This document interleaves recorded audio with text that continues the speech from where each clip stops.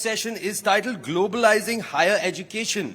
Now, in India, the drive towards globalizing higher education underscores the nation's aspirations to become a knowledge hub on the international stage. Absolutely. In fact, through strategic collaborations as well with global institutions, Indian universities, of course, have been facilitating cross-cultural exchanges and also expanding the access to diverse educational opportunities also, which are now being provided to all the students within India. Exactly. Now, embracing this paradigm shift not only enhances the quality of education, but also positions India as a key player in shaping the future of higher learning on a global scale. And Meghna, no one better than us to say, I mean, we have this iconic Bennett University, which is one of our group companies itself. So anyway, to shed more light on the topic, please welcome Raghu Sundaram. He's the Dean, NYU Stern School of Business. Let's have a round of applause for Raghu Sundaram. Well, we heard him yesterday, and today we are definitely looking forward to your session. Over to you, sir. Thank you very much. Folks, I know it's a little late in the evening, but when the organizers ask for applause, surely you can do better than that. Little better. That is okay. Thank you. Thank you very much. It's really an honor to be here today with all of you. I'm going to keep my speech down to just 10 minutes, so I decided not to use any slides. It's particularly difficult for me because I'm a very restless speaker. But my thanks to the organizers. This has been a splendid event, really energizing event, and thanks particularly to Mr. Vinny Jain. I just met him. It's really a fabulous event. It's particularly wonderful to be here because this is an event today that in a world that is torn by strife, torn by war, divided by politics, it's bringing together yet again an astonishing group of thinkers, doers, movers around the world to ideate and create the world we think we would like to see our children inhabit. The theme of this year's conference is disruption, diversification, and development. And truthfully, when I saw the theme of the conference and I'd been asked to speak at it, I actually smiled to myself. I smiled because no sector of human activity is possibly related to the confluence of these topics than higher education is.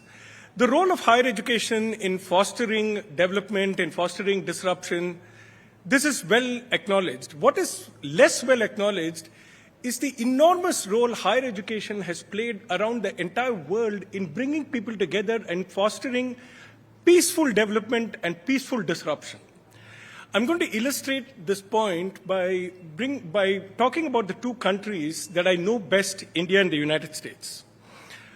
Higher education is in many ways the cornerstone and the foundation of prosperity in both countries, in both the US and in India.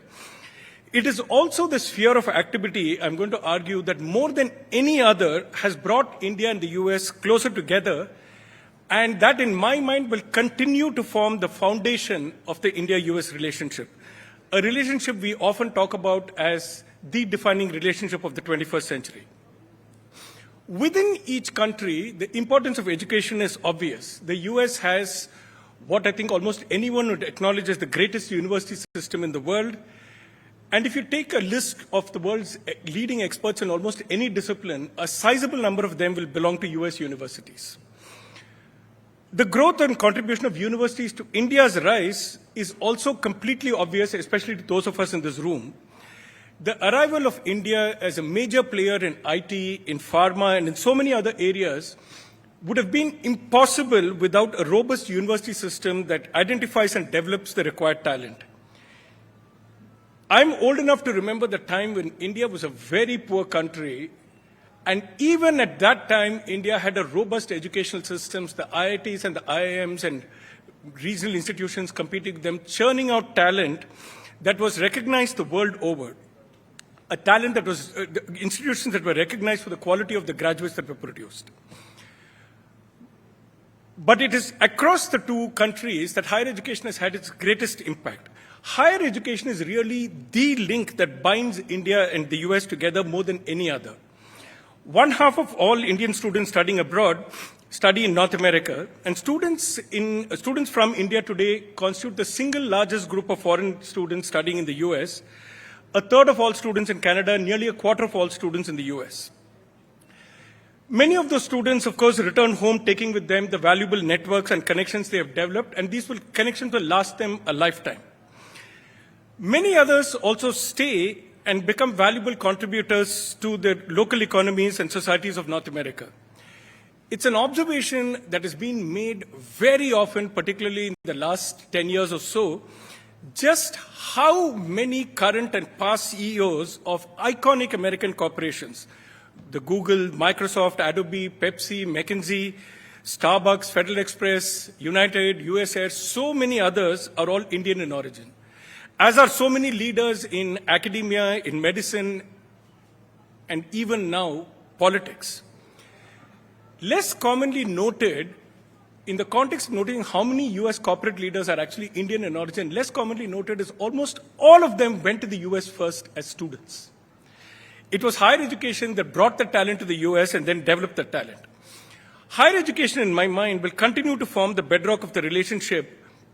As higher education grows in importance, it will continue to form the bedrock of the relationship and continue to foster deep people-to-people link across civil society. The interesting question here is what form will that take? So far, the flow has been almost entirely in one direction, Indian talent going to America. And in this context, I must note two peculiarities of higher education institutions in general. Unlike most corporates, higher education institutions happen to be highly collaborative institutions. Research across universities is not only occurring, it is actively encouraged by universities. So most research takes place in a setting where researchers reach across universities and create valuable output. And at the most important time in an academic's career, at the time of granting tenure, universities reach out to other universities to ask them, would you grant this person tenure? I want you to think about both these facts in the context of the corporate world.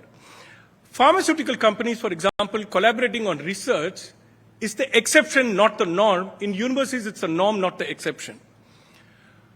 But firms reaching out to their rivals to ask them their opinions on their own talent is certainly unheard of. Law firms don't reach out to other law firms to ask whether their employees should be made partners. Universities routinely reach out to other universities to gauge the value of their own talent. So universities are particularly peculiar in that regard.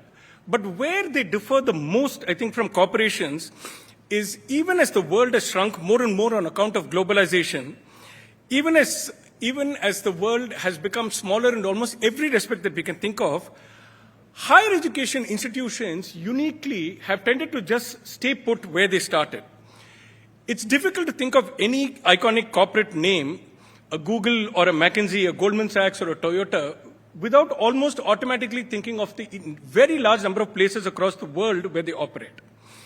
Yet almost all the famous names in higher education that one can think of have remained single campus entities with not much of a discernible global footprint beyond their original campus.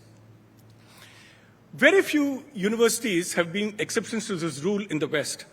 My own university, I'm glad to say, NYU, New York University, has been a pioneer in this.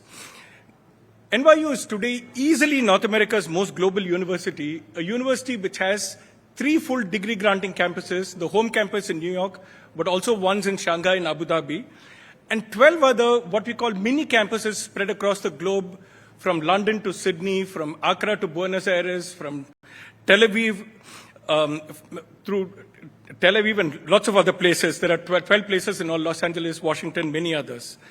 This expansion has enabled NYU to deepen our international connections, to provide our students with an immersive global experience that almost no university can rival, an experience that we consider central to forming the global citizens and leaders of tomorrow. But it is in this context, I think, my last several years of visiting India has told me that the most under-observed thing in India is that it is in this context, I think, that Indian universities are actually going to lead the world. Indian universities have become amongst the most entrepreneurial and adventurous of all educational institutions in the world. So many of them have opened campuses abroad in the last 10 years.